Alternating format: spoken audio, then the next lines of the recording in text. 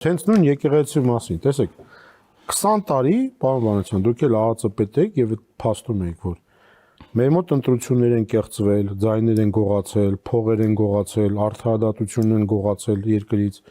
Եկեղեցին լռությամբ եւ անտարբերությամբ այս ամեն ինչին սատարում էր։ Դա խնդիր չէ։ Ինչով էր երևում սատարումը Իր լռությամբ։ Իր լռությամբ։ Երբ որ գողանում են, եկեղեցին պետք է ասի մի արեք։ Երբ որ ձայն են գողանում, եկեղեցին պետք է ասի մի արեք։ Երբ որ փող են գողանում բյուջեից, եկեղեցին պետք է ասի մի արեք։ Ես դες գիտեմ։ Կարող է էլի մեր գործը չի։ Չէ, իհարկե մեր գործն է, իհարկե եկեղեցին էլ պետք է ասի։ Ես հիմա նորից եմ կրկնում, ես չեմ եկել ստեղ եկեղեցիականների փոխարեն պատասխաններ տամ իհարկե սատարում եք, դուք չեք սատարում եկեղեցուն։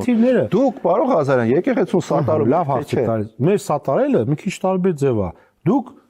աչքերը փակում եք ցանկացած բանի նկատմամբ, ասում եք որտեվ սատարում։ Ես ասում սատարելը այն է, որ ճիշտ հարցադրում անես եւ հասկանաս հարցադրում անողը ով է։ Ինչ կապ ունի։ Շատ մեծ կապ ունի։ Ինչ կապ ունի։ Հայաստանի Հանրապետության քաղաքացի է, որը հավատացյալ է, հերիք չի։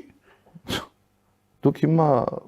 ով է այդ հարցադրումը անողը կոնկրետ։ Չէ, շատ մեծ կապ ունի։ Այդ հարցադրումը ունեք, դիմեք եկեղեցուն թող։ Էլ ո՞նց դիմենք, էլ ո՞նց է դիմում։ Չէ, սենց չեն դիմում։ Հենց այդ ասենց չեն դիմում։ Եթե հարց կա, եկեղեցուն պետք չի թիրախավորել։ Ինչ կապ ունի այդտեղ թիրախավորել։ Շատ մեծ, որովհետև հերքվի, չհերքվի, ինչ ուզում, մի րոպե, ինչ ուզում է լինի, արդեն մենք անցել ենք, մենք չէ։ Իշխանությունները անցել են մի կարմիր գիծ, որը երբևիցե որևէ մտքով չէր կարող անցնել։ Չէր կարող որևէ մեկի մտքով անցնել, որ Հայաստանի Հանրապետության մեջ եկեղեցին վեհափառը կունենա ինչ-որ պաշտպանության կարիք։ Հետաքրքիր բան եք ասում, այսինքն որ վեհափառը կարա երեխա ունենա, դա ձեր մտքով կարա անցնի։ Բայց մեկը այդ մասին կարա բարձրացնի, դա ձեր մտքով չի անցնի։ Լսեք, դուք հիմա ձեր հարցերով եւ հարցադրումներով փորձում եք ինչ-որ ֆոն ստեղծել, որ ես նորից եմ կրկնում, այս հարցը առհասարակ լեգիտիմ չի եւ այս հարցը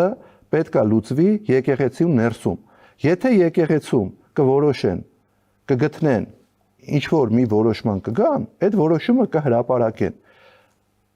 Եկեղեցում կա իր կանոնակարգը եւ այդ կանոնակարգով եկեղեցին առաջնորդվում է։ Ոնց որ եւ աշխարհիկ կյանքում մենք առաջնորդվում ենք օրենքներով եւ սահմանադրությամբ։